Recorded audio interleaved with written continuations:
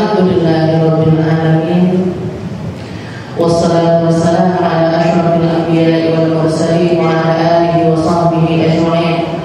Subhanaka la ilma lana illa ma 'allamtana innaka antal alimul hakim. Rabbi shrah li sadri wa yassir li amri wahlul 'uqdatam min lisani yafqahu qawli. Amma ba'd. Alhamdulillah ala ni'matil Islam.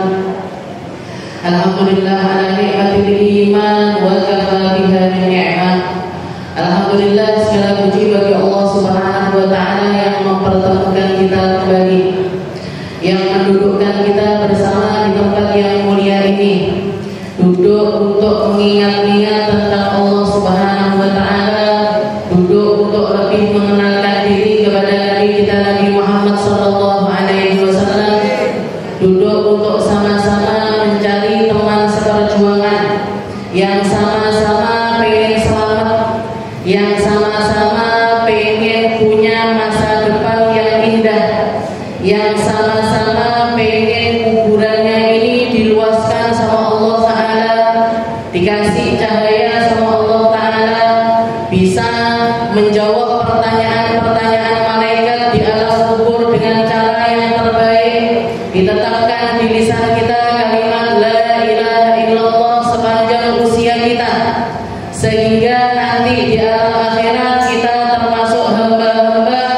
yang lisannya ini dikasih keindahan sama Allah Ta'ala, dibangkitkan dalam keadaan indah, nerima buku amalnya dengan tangan kanan, melewati sirat dengan lancar, ditimbang amal kebaikannya lebih berat amal baiknya ketimbang buruknya, dan masuk ke dalam surganya Allah Ta'ala di tempat yang tertinggi bersama Nabi kita Nabi Muhammad sallallahu alaihi wasallam, bersama orang-orang mulia, bersama para nabi-nabi dan juga rasul-rasulnya Allah Subhanahu wa ta'ala, dipertemukan dengan Sayyidah Khadijah, dipertemukan dengan Sayyidah Fatimah Zahra, dipertemukan dengan Sayyidah Asia, Sayyidah Maryam, serta perempuan-perempuan mulia yang lainnya yang diangkat derajatnya sama Allah Ta'ala setinggi-tingginya. Maka tugas kita ketika kita masih dikasih umur sama Allah Ta'ala, kita menghabiskan usia kita di dalam ketaatan kepadanya, disabar-sabari dalam ibadah, disabar-sabari di dalam muamalah, ditambahi syukurnya kepada Allah Subhanahu wa ta'ala, ditambahi maafnya kepada sesama, ditambahi lisan indahnya agar Allah Ta'ala memperindah kehidupan kita, sehingga nanti di akhirat Allah Ta'ala juga memperlakukan kita dengan cara yang indah. Karena jaza dari Allah Ta'ala itu pasti, semua yang datang dari Allah Ta'ala itu sesuai dengan apa yang kita kerjakan ketika kita hidup di dunia. Malaikat Jibril pernah berwasiat kepada Nabi Muhammad sallallahu alaihi wasallam, "Ya Muhammad, aish ma syi'ta fa innaka mayyit." Katanya malaikat Jibril, "Ya Muhammad, hiduplah kamu sekehendakmu, tapi yang pasti kamu pasti akan mati." Semua dari kita adalah calon-calon jenazah. Semua dari kita pasti akan berpisah dengan jasad kita.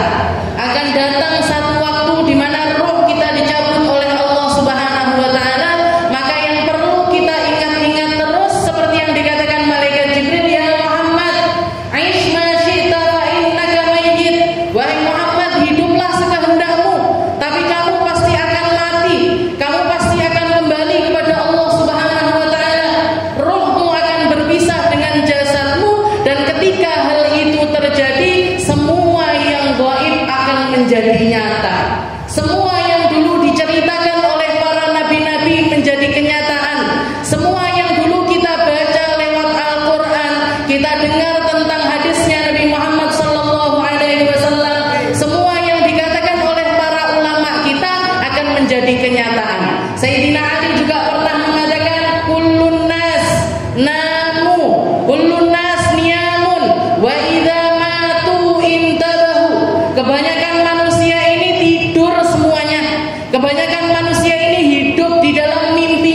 kebanyakan manusia ini hidup di atas angan-angannya. Kalau mati lagi sadar, mati plok itu Bu, sadar lagi, tiba-tiba tenang. Ternyata benar ruh saya diangkat sama Allah Ta'ala sampai ke langit.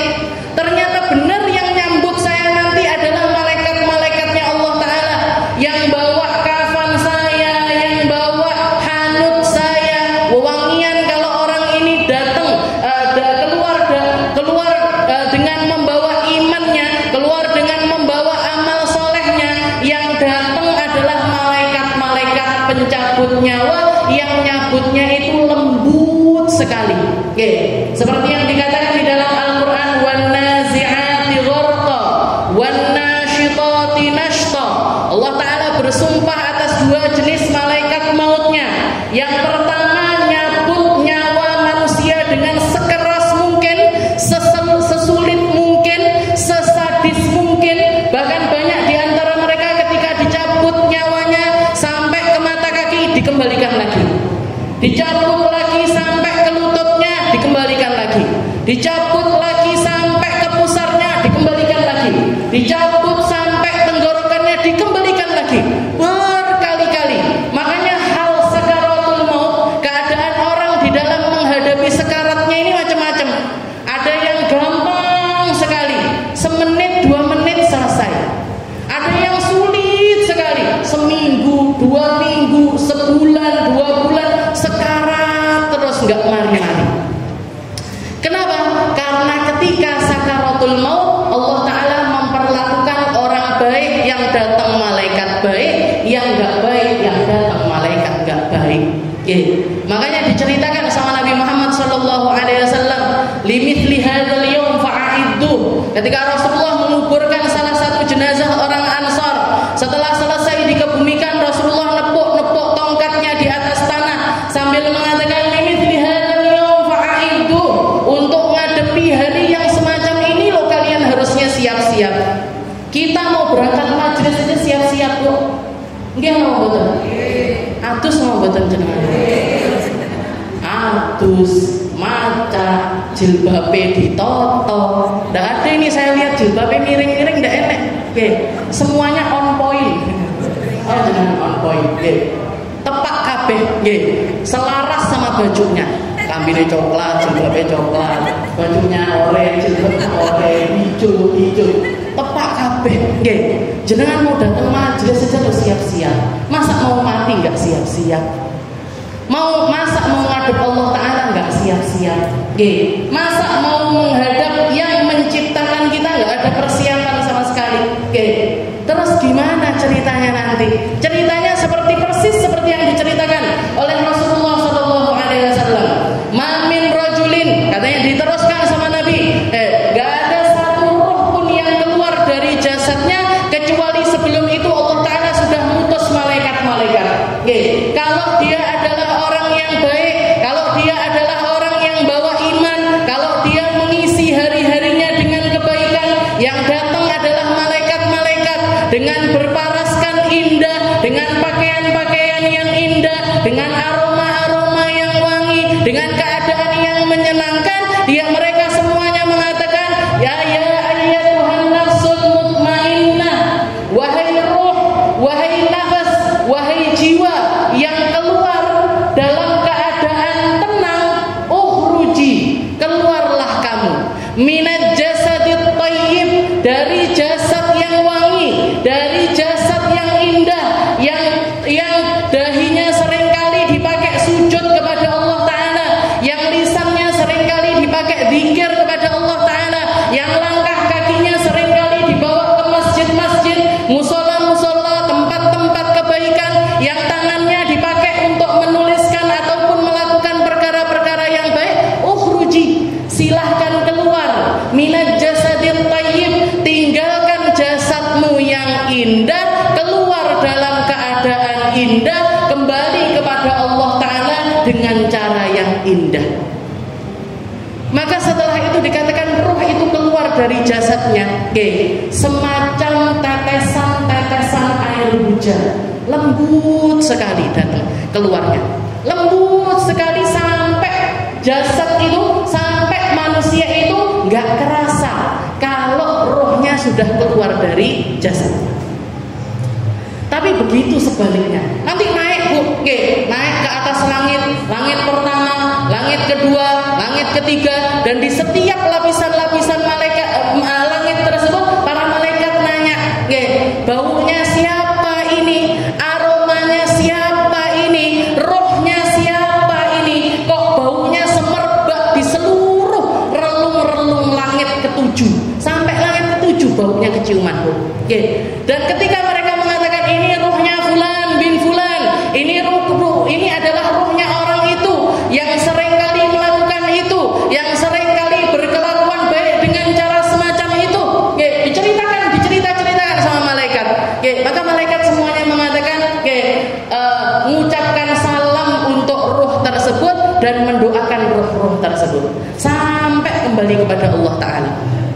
Begitu kembali kepada Allah Ta'ala menyambutnya dengan cara yang indah. Setelah itu Allah Ta'ala nyuruh roh ini untuk kembali lagi ke jasadnya. Kembali ke jasadnya untuk apa? Untuk menunggu datangnya kiamat di dalam kubur-kubur mereka.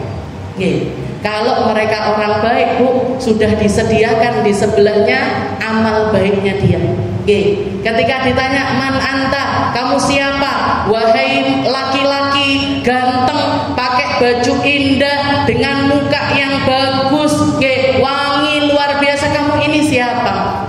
Katanya laki-laki tersebut, ana amaluka soleh, saya adalah amal solehmu yang menemani kamu sampai datangnya hari kiamat, di saat anakmu lari darimu, istrimu kawin lagi nama betul. Istrimu nggak mau ngikuti kamu, anakmu nggak mau ngikuti kamu, hartamu nggak mau ngikuti kamu, temanmu yang katanya besti sehidup semati ninggalkan kamu, saya yang bareng-bareng sama saya yang akan nungguin kamu. Sampai kapan? Sampai datangnya hari kiamat. Fanim naumatal arus, silahkan tidur semacam tidurnya pengantin baru. Jenengan neleng napa mboten? Pas malam pengantin baru tidurnya semacam apa? Manten pas pertama ini Bu, bukan yang sebulan, 2 bulan, setahun, 2 tahun. Sekelingan apa mboten? Lali kabeh. Manis apa enggak kira-kira? Manis. Manis. Nah itu dia tidur nungguin hari kiamat dalam keadaan yang indah semacam Allahumma ja'alna minhum.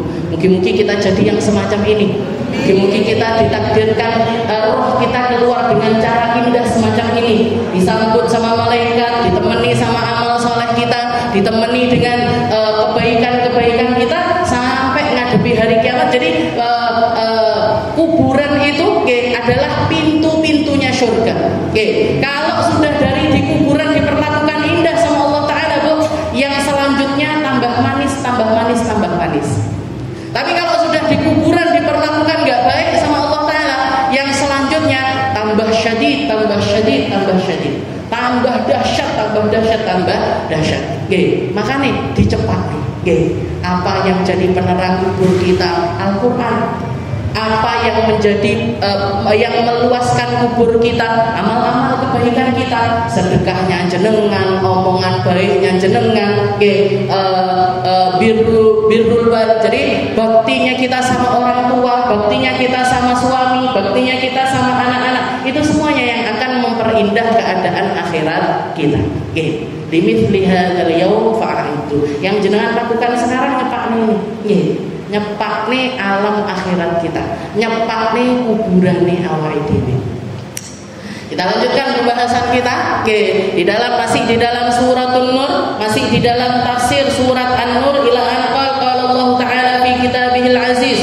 A'udzu billahi minasyaitonir rajim. Bismillahirrahmanirrahim. Fi buyutin adzinallahu an turfa'a wa yudhkara fiha ismuhu yusabbihu lahu fiha bil ghuduwi wal asal. Rijalun la tulhihim tijaratu wa la bay'un 'an dzikrillah wa iqamis shalah wa ita'iz zakah yakhafuna yawman tataqallabu fihi al-qulub wal absar. Kalau pertemuan yang lalu, kapan Ustaz pertemuan yang lalu? Saya tadi buka YouTube Bu, YouTube saya, saya lihat ngaji di An-Najah terakhir 3 bulan yang lalu. Betul? Tanggal 7 itu kapan? Pokoknya itulah. Tapi tulisannya di YouTube itu 3 bulan yang lalu, ya 2 bulan 3 bulan yang lalu berarti. Jadi saya produk yakin lek jenengan lali. Jadi istilahnya persangkaan saya yo enggak lali banget Ustazah, karena kan sudah kemarin minggu yang lalu diingetin sama ngaji sama Ustaz Aziz, sebelumnya lagi ngaji sama siapa? Habib Ali, ngaji sama Gus Anang, ngaji sama Neng Oci, bahkan ketika itu saya pengen banget datang nih, tapi nggak bisa Hasan, jadi takdirnya kita ngaji lagi di hari ini, di hari ini mungkin nggak lali-lali banget, maka saya elengnya titik lah, di ayat yang ke-36 dari surat An-Nur, di mana Allah Subhanahu Wa Taala mengatakan fi buyutin adzinallahu an turfa wa yudhkara fiha ismuhu yusabbihu lahu fiha bil ghuduwi wal asal. Allah Taala mengatakan di rumah-rumahnya, di rumah-rumah Allah Taala mengizinkan untuk suara-suara kebaikan itu dinaikkan. Tasbih kepada Allah Taala, tahmid kepada Allah Taala, takbir kepada Allah Taala, kalimat-kalimat yang mengingatkan manusia kepada Allah Taala, Allah Taala mengizinkan untuk diangkat. Tafsirannya kemarin fi buyutin, yang dimaksud rumah-rumah ini apa? Ai fi masajidillah, di masjid-masjidnya Allah. Jadi nggak ada rumah yang seindah masjid-masjidnya Allah. Kalau di dalam hadis Rasulullah mengatakan ahabbul biladi ilallahi masajiduha wa abghadul biladi ilallahi aswaquha. Tempat yang paling disenangi sama Allah Taala dari sekian banyak buqatul ardh, dari sekian banyak potongan-potongan tanah di negeri ini, di seluruh permukaan bumi ini, yang paling disenangi sama Allah Taala adalah masjid-masjidnya. Gak ada yang ngalahkan masjid, Bu. Gak ada yang ngalahkan masjid. Apalagi masjid yang dipakai buat sholat Jumat, apalagi Masjidil Aqsa, apalagi Masjid Quba, apalagi Masjid Nabawi, apalagi Masjidil Haram.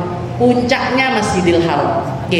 Gak ada tempat termulia, gak ada tempat yang paling disenangi sama Allah Ta'ala selain ketika orang-orang itu mengisi tempat-tempat tersebut dengan ibadah kepada Allah Ta'ala. Dan izinnya ini datangnya dari Allah.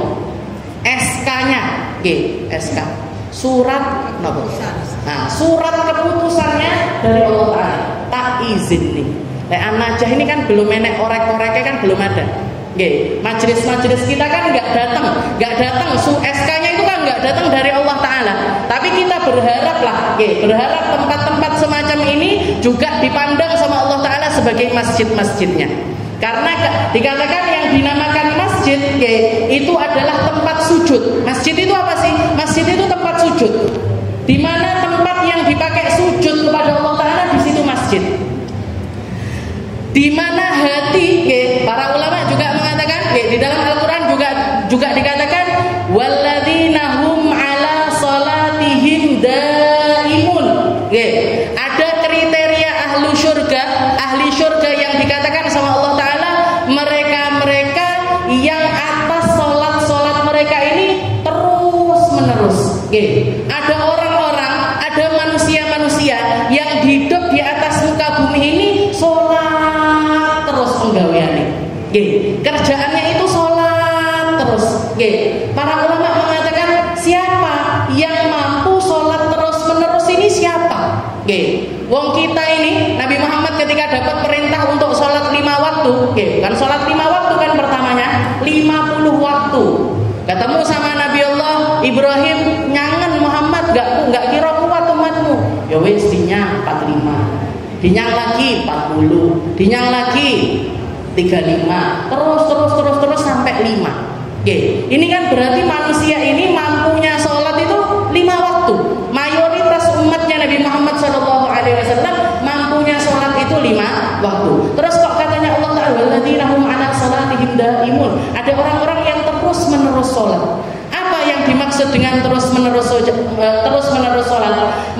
adalah orang-orang yang hatinya ini merasakan hakikatus sujud, mereka yang hatinya ini merasakan kebenarannya sujud, kebenarannya tunduk, kebenarannya pengabdian kepada Allah Subhanahu wa taala, di mana ketika seseorang merasakan rasa tersebut la yarfa'u abadan.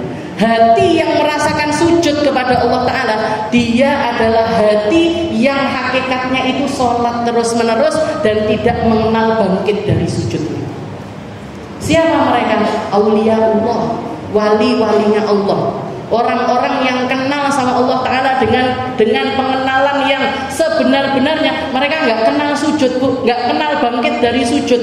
Makanya ketika mereka sama istrinya tetap dalam keadaan sujud, mereka sama anak-anaknya tetap dalam keadaan sujud, mereka di dalam pekerjaannya, di dalam perdagangannya, di dalam muamalahnya, ketemu sama tetangganya, ketemu sama siapapun, hatinya tetap sujud sama Allah Ta'ala.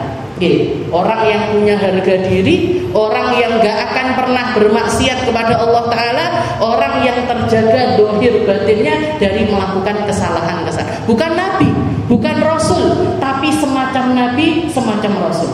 Bukan Nabi, bukan Rasul, tapi terjaga dari segala macam dosa karena mereka memahami hakikatus sujud. Karena mereka paham kalau hidup ini dia sujud terus menerus sama Allah Ta'ala, hatinya yang ditundukkan kepada pengabdian kepada Allah Ta'ala, maka dia nggak akan kenal bangkit dari sujudnya. Nikmat luar biasa, indah luar biasa. Makanya orang-orang wali-walinya Allah Ta'ala itu, momen-momen sholat itu bagi mereka sesuatu yang luar biasa.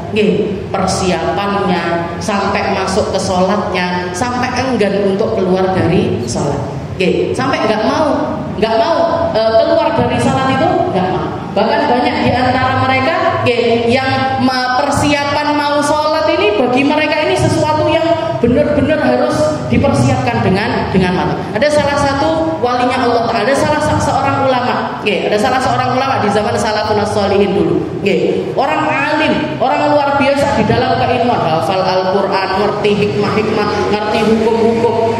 Tapi istilahnya kalau orang kita, atau kalau di Indonesia kita nganggapnya itu kayak kiai, ngoten. Kiai yang ilmunya itu luar biasa. Tapi setiap kali disuruh ngimami nggak mau. Jadi kiai tapi kon dadi imam nggak gelem. Ini kan lucu. Biasanya kiai mesti jadi imam. Kiai itu biasanya ya yang mimpin sholat, yang mimpin pengajian, mesti kiainya. Kalau ada kiainya, liane mesti mundur. Ngaten toh? Kalau kita ada, nggak usah kiai. Jenengan misalkan sholat jamaahan sama saya, yang jenengan suruh jadi imam siapa? Saya nggak boleh lihat. Saya. Ini padahal bukan sekelas kiai ini, bukan sekelas ulama-ulama ini, tapi cuma sekedar pengajar aja, tapi jenengan mesti nyuruh saya untuk jadi imam. Ta'adduban, sebagai bentuk adabnya murid. Nah ini kiai ini, tapi kalau disuruh maju jadi imam nggak pernah mau. Katanya beliau ketika ditanya kenapa kok nggak mau jadi imam, kenapa kok nggak mau ngimami ini, kenapa? Saya ini bukan orang yang cocok untuk jadi imam. Saya ini bukan orang yang punya kapasitas untuk menjadi seorang imam. Lah kenapa di sini nggak ada yang lebih alim dibandingkan jenengan, nggak ada yang lebih ngerti tentang Al-Quran dibandingkan jenengan, nggak ada yang lebih banyak hafalannya dibandingkan jenengan, kok jenengan nggak mau jadi imam? Dipaksa sampai akhirnya jadi mau ngimami. Jadi sekali beliau itu mau ngimami.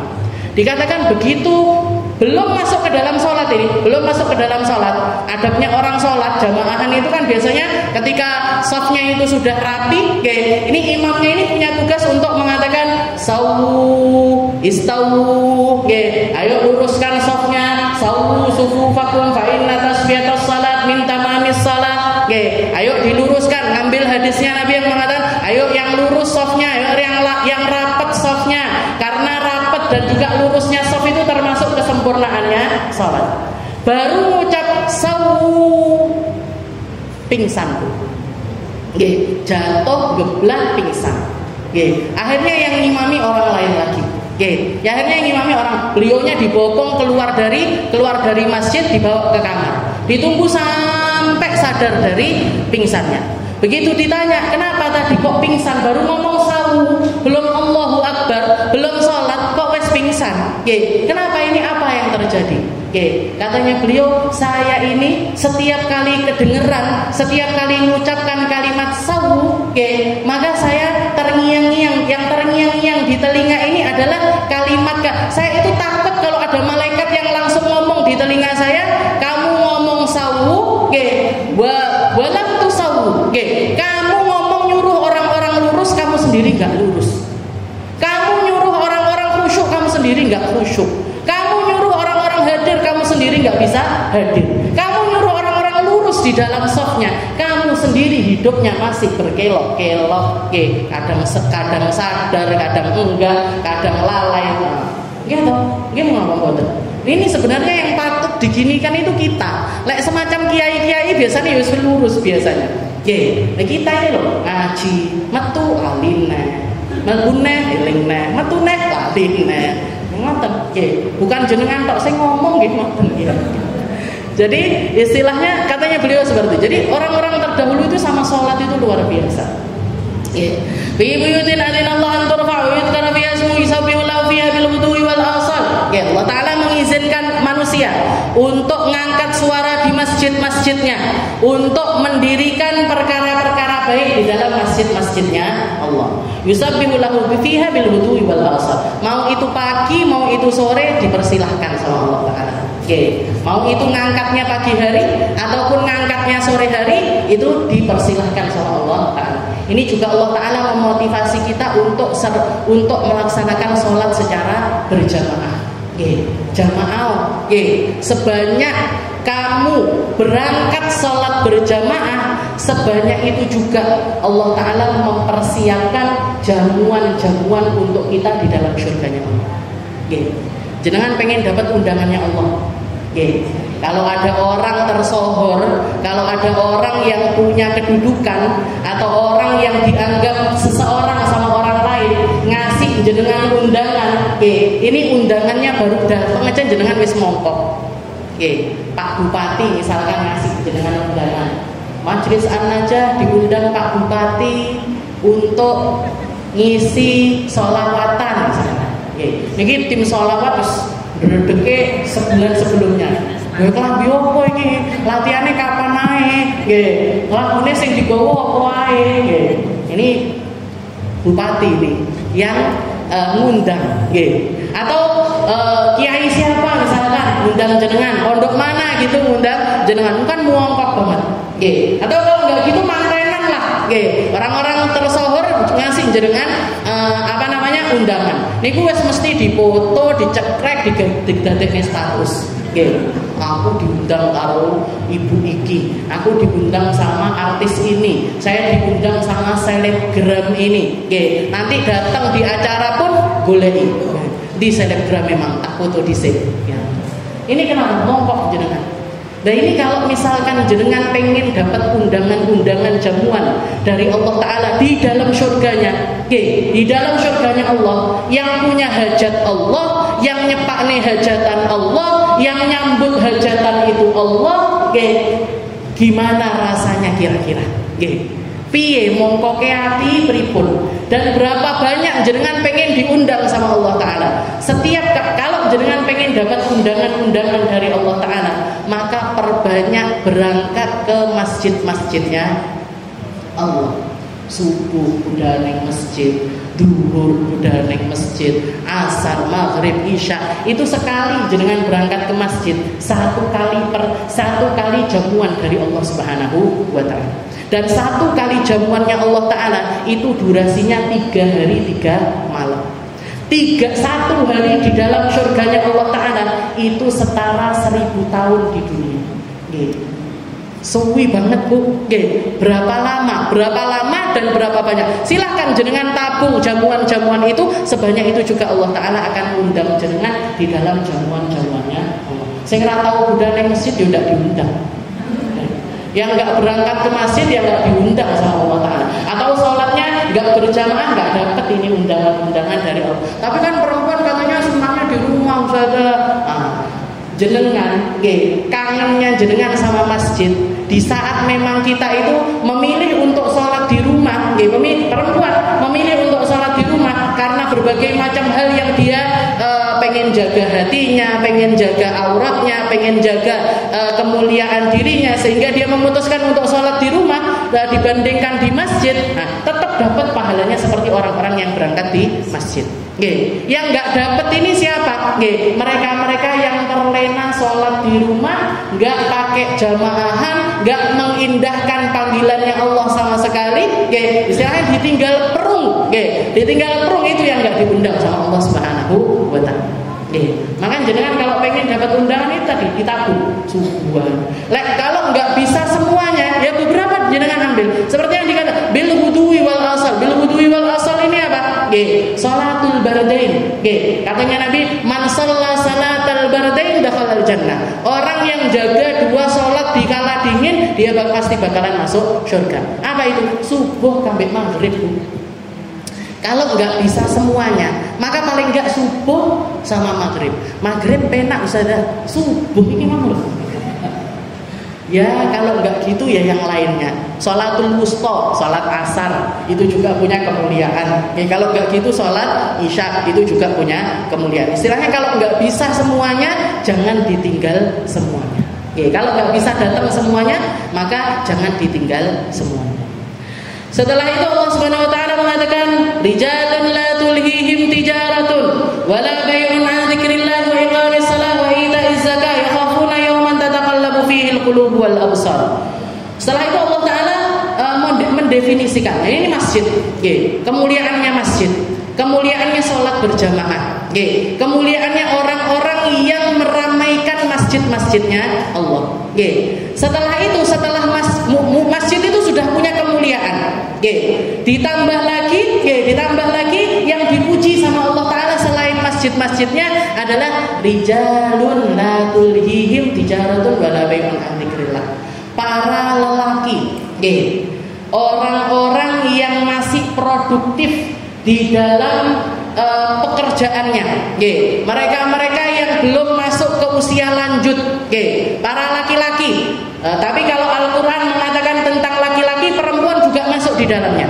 Perempuan juga bisa ngambil porsi dari hal tersebut. Apa katanya Allah Ta'ala? Rijalun la tulhihim bai'un wa rijalun la tulhihim tijaratun wala bai'un 'an dzikrillah. Para laki-laki yang dagangannya mereka ataupun jual belinya mereka tidak melalaikan mereka dari mengingat Allah Subhanahu wa Ta'ala. Jadi di sini Allah Ta'ala nggak mengatakan para laki-laki yang nggak kerja atau para laki-laki yang meninggalkan pekerjaannya, enggak. Tapi mereka-mereka yang pekerjaannya mereka, jual belinya mereka tidak membuat mereka ini lalai sama Allah Ta'ala. Jadi kerja tapi sholatnya nggih panggah terus.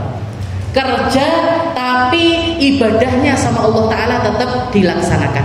Bahkan dikatakan lanjutannya wa iqamis shalah wa itaiz zakah. Mereka tetap mendirikan sholat dengan cara yang benar dan mereka berusaha untuk membayar zakat-zakat dari harta mereka. Sebabnya apa? Yakhafuna yawman tataqallabu fihi al-qulub wal absar. Karena mereka sangat-sangat takut dengan hari di mana seluruh mata dan juga hati manusia itu enggak pernah berhenti berguncang. Kapan itu? Yaumul mahsyar. Ketika seseorang ada di padang mahsyar. Hari kiamat itu hari yang digambarkan sama Allah Ta'ala, mata sama hati itu nggak pernah berhenti berguncang.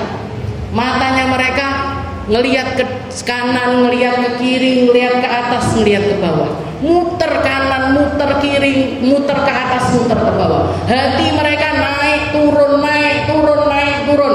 Jangan kalau mau merasakannya ketika jenengan deg-degan, wedi hantu, wedi sama jin, takut sama sesuatu gelap dan lain, ini kan hati deg-deg. Itu hari kiamat itu Bu, semua hatinya manusia gak berhenti berdegup, gak berhenti berguncang. Yauman tataqallabu fihil qulub wal absar. Bahkan para ulama mengatakan hatinya semua manusia itu naik sampai ke bawah tenggorokan mereka, gak bisa keluar tapi juga gak bisa turun. Sedangkan bayang nih dewi ya, piye rasane sesek, sakit, capek, dan lain sebagainya, semuanya campur aduk di dalam hati. Semuanya mengkhawatirkan nasibnya masing-masing. Semuanya mikirkan, semuanya memori ketika mereka menjalani hidup di dunia, semuanya dikembalikan sama Allah Ta'ala, Bu. Jenengan ketika umur 10 tahun ngapain aja, 11 tahun ngapain aja, 12 tahun ngapain aja, maksiat apa aja yang pernah dilakukan, kesalahan apa aja yang pernah dilakukan, dosa apa aja yang pernah dilakukan, itu memorinya semuanya dikembalikan sama Allah Ta'ala. Makanya semua orang mengatakan nafsi dewi kabeh. Gak ada ibu yang mikirin anaknya, gak ada anak yang mikirin ibunya, gak ada suami yang mikirin istrinya, gak ada istri yang mikirin suaminya, gak ada teman yang mikirin temennya yang lain, gak ada. Bahkan semuanya berusaha menghindar satu sama lain, karena orang-orang tersebut akan membuat pikirannya ini malah bertambah, bukan berkurang. Karo anake, aku biyen tahu ngomong kasar karo anakku, tahu nyetot anakku, tahu jiwit anakku, tahu nglebokne anakku ning jero jeding, tahu gerujuki dan lain sebagainya. Kelingan kabeh, Bu. Dan itu pikirannya nanti, engko timbangan amalku piye yo, engko buku amalku piye yo, nanti aku melewati sirat gimana ya, nanti terus pikirannya semacam itu. Makanya dikatakan yaumun tataqallabu fihil qulub. Matanya manusia ini semuanya naik turun, hatinya naik turun.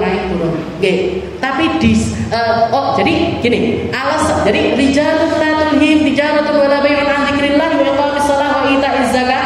Ada komunitas manusia, ada orang-orang yang dipuji sama Allah Ta'ala. Mereka jadi pekerjaan mereka tidak membuat lalai, jual belinya mereka enggak membuat mereka lalai. Mereka mendirikan sholat, mereka melaksanakan zakat. Alasan satu-satunya adalah mereka benar-benar takut sama Allah Ta'ala. Alasannya karena mereka benar-benar takut menghadapi hari kiamat. Alasannya karena mereka benar-benar pengen mempersiapkan alam akhirat mereka. Ya khaufun. Jadi semua amal ibadah tersebut, semua amal kebaikan tersebut keluarnya dari rasa di dalam hati berupa ketakutan yang luar biasa kepada Allah Subhanahu wa Ta'ala. Dan Allah Ta'ala mengatakan, barang siapa yang banyak takutnya di dunia, akan aku amankan akhiratnya.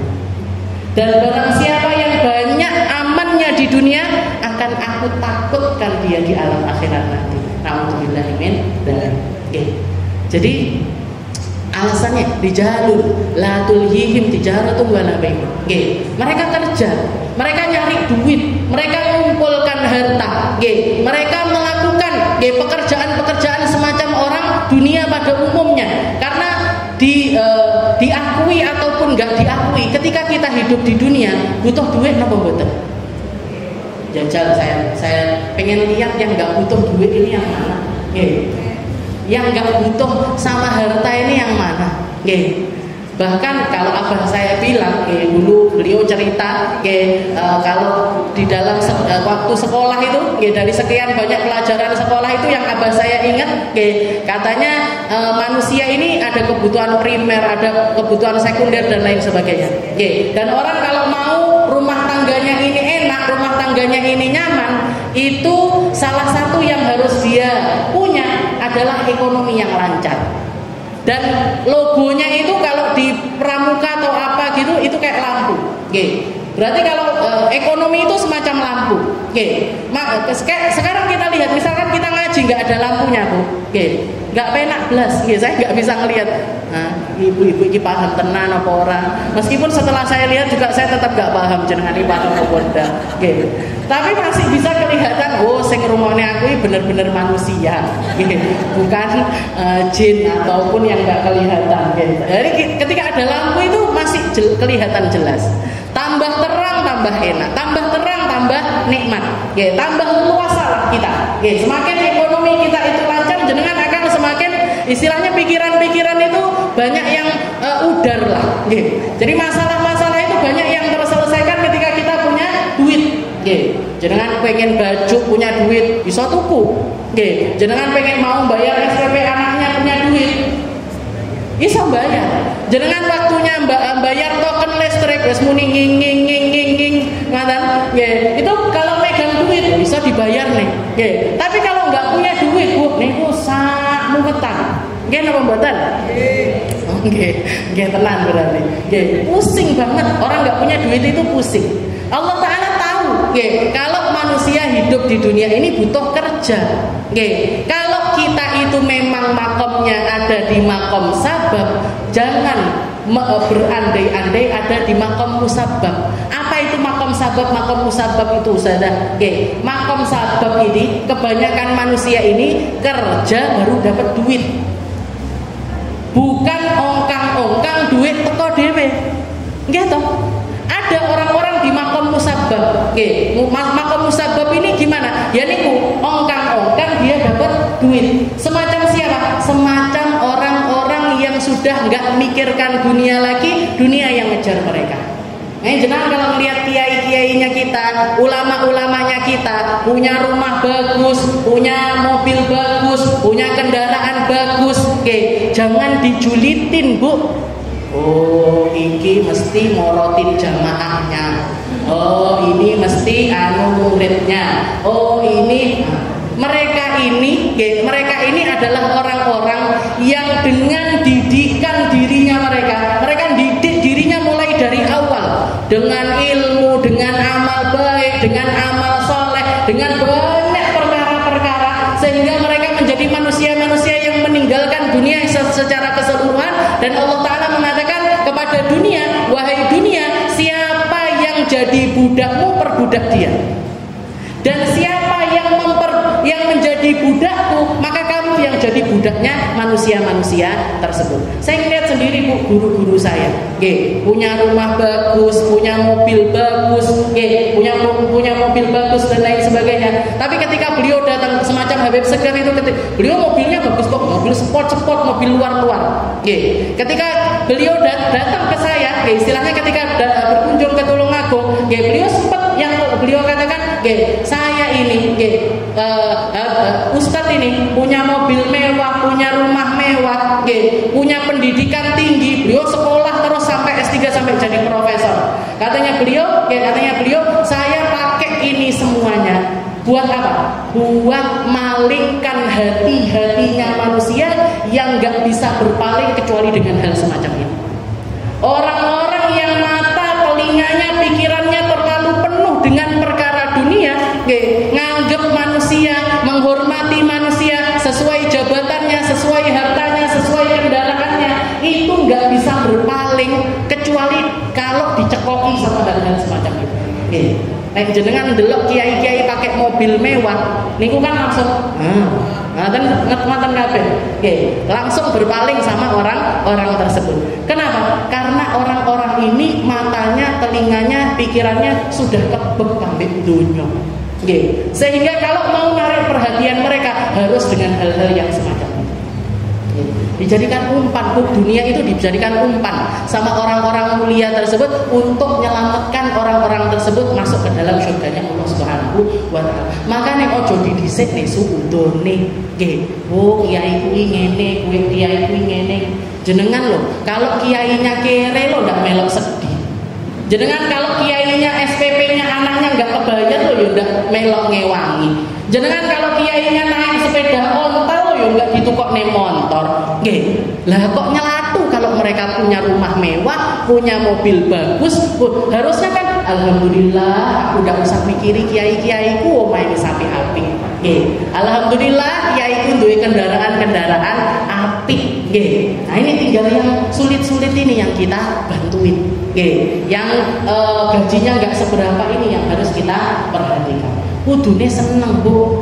Itu nandakan kalau hati kita ini bersih. Nah, kalau isinya julid tok, kiai nyapoe enggak salah, sederhana salah, mewah salah, duwe omah reot salah, duwe omah apik salah. Terus bener kapan? Terus bener kapan? Bener sing ngendi? Di jalur latul hihid. Katanya Allah Ta'ala, para laki-laki yang mereka kerja, mereka nyari duit. Tapi ketika mereka nyari harta, sholat tetap jadi prioritas mereka, ngingat Allah Ta'ala tetap jadi keseharian mereka, dan dari harta mereka menginfakkannya sebagai harta zakat mereka. Zakat itu apa sih? Zakat itu pembersih diri, pembersih harta. Pembersih harta. Orang kalau dikasih duit sama Allah Ta'ala, dikasih rezeki sama Allah Ta'ala, berarti butuh bayar zakat. Kalau enggak, ini semacam dia ngopeni keburukan di dalam hartanya. Suatu saat bakalan beledos, suatu saat bakalan dihabiskan sama Allah Ta'ala kalau keburukan harta ini dipendem di dalam hartanya. Rijalun la tulhihim tijaratun wala bai'un an dzikrillah wa iqamis shalah wa ita'iz zakat. Dan mereka senang. Ada salah satu ulama, para sahabatnya Nabi, Sayyidina Abdullah bin Umar, putranya Sayyidina Umar bin Khattab. Beliau itu ketika datang, katakan di sini, annahu kana fis-suq fa uqimatis shalah wa qama an-nas wa aghlaqu hawanitihim fa dakhalul masjid fa qala Ibnu Umar fihim nuzilat rijalun la tulihim tijaratun wala bai'un an dzikrillah. Katanya putranya Sayyidina Umar, Abdullah bin Umar ini, ketika beliau masuk salah satu masjid, salah satu pasar dari pasar-pasarnya Madinah, beliau masuk pasar ini mau beli sesuatu, tahu-tahu azan dikumandangkan, tahu-tahu ada kedengaran azan, tahu-tahu semua orang yang ada di pasar tersebut, tokonya ditutup semuanya, dinep kabeh, berbondong-bondong pemilik toko ini berangkat ke masjid untuk melaksanakan sholat. Katanya Abdullah bin Umar, fihim nuzilatil ayah. Untuk orang-orang semacam inilah Allah Ta'ala menurunkan ayat rijalun la tulhihim tijaratun wala bai'un an dzikrillah. Ini mungkin jenengan bisa menyaksikannya tidak di pasar Indonesia yang pasti. Di pasar Madinah, di pasar Mekah, di pasar yang di situ mayoritas orang-orangnya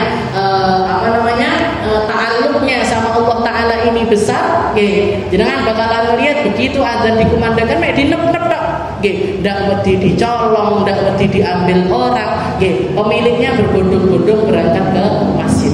Dan mereka sifatnya orang-orang tersebut, kalau tokonya ada pembeli, mereka meladeni pembeli. Kalau nggak ada pembeli, mereka yang dibuka Al-Quran.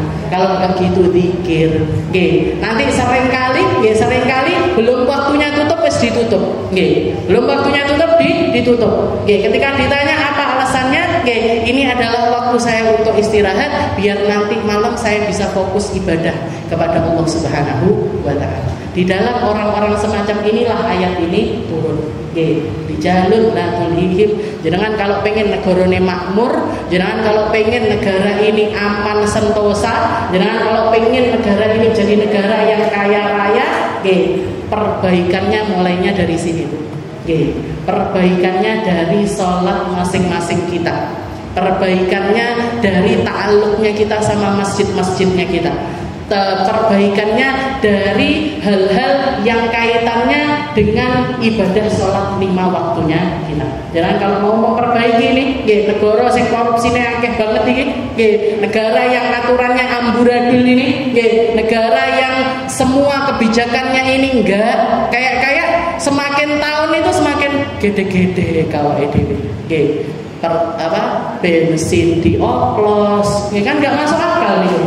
Ini pendidikan dikorupsi, zakat dikorupsi, korban dikorupsi, sing tidak dikorupsi iki opo, haji dikorupsi. Kalau bisa kayaknya kota amal bisa dikorupsi ya dikorupsi nih. Kalau pejabat nih. Jangan kalau mau memperbaiki hal yang semacam ini, perbaikannya dari sholat. Sayyidina Umar bin Khattab, khalifah kedua setelah Sayyidina Abu Bakar As-Siddiq, beliau setiap kali nulis surat untuk pekerjanya, untuk menteri-menterinya, untuk pejabat-pejabat di daerah-daerahnya, itu salah satu wasiat utamanya beliau adalah tentang sholat. Jaga sholat kalian karena kebaikan negeri ini kaitan utamanya ada di dalam sholatnya kalian. Kalau pejabatnya sholatnya api, insya Allah rakyatnya sholatnya api. Tapi diwalik lah, kayaknya sulit sekali. Kalau rakyatnya sholatnya baik, insya Allah dapat pejabat yang baik. Kalau semakin banyak orang baik, insya Allah Allah Ta'ala akan memberikan pemimpin-pemimpin yang baik kepada kita. Itu sudah jadi ketentuan. Istilahnya, jenengan saya pengen punya camat camat yang baik Ustazah, ya sudah, orang sak kecamatan itu perbaiki sholatnya. Jangan saya pun pengen punya lurah yang baik Ustazah, ya sudah, wong sak kelurahan ini perbaiki sholatnya, nanti dapat lurah yang baik. Jangan pengen punya bupati yang baik, perbaiki orang bupati, kalau bupati itu sak kabupaten, perbaiki sholatnya orang sak kabupaten, insya Allah dapat bupati yang baik. Dan terus seperti itu. Pengen punya presiden yang baik, wong sak negoro ini tadi yang harus diperbaiki di dalam sholatnya. Jadi kuncinya Sayyidina Umar itu. Oke, katanya beliau, inna ahammu amrikum indi as-salat. Perkara paling penting yang harus kalian perhatikan bagi saya adalah tentang sholat kalian. Oke, bukan tentang pendidikannya kalian, pembangunannya kalian dan lain sebagainya, tapi sholatnya kalian ini loh yang paling penting. Itu kata-katanya Sayyidina Umar, bukan kata-kata saya. Oke, bukan kata-kata dari saya. Wallahu a'lam bishawab. Mungkin sama Allah Ta'ala dikasih ilmu yang manfaat, mungkin sama Allah Ta'ala digambarkan untuk mengamalkan dengan setiap apa yang kita ketahui, mungkin sama Allah Ta'ala kita dipanjangkan usia kita di dalam ketaatan kepadanya, ditambahi amal ibadah kita, digampangkan untuk lebih khusyuk, digampangkan untuk lebih ikhlas, digampangkan untuk lebih tulus di dalam melakukan setiap amal di dalam sisa usia kita. Ala hadhihi niyyah wa ala kulli niyatin salihah wa ila hadratin Nabi Muhammad sallallahu alaihi wasallam bisirril Fatihah.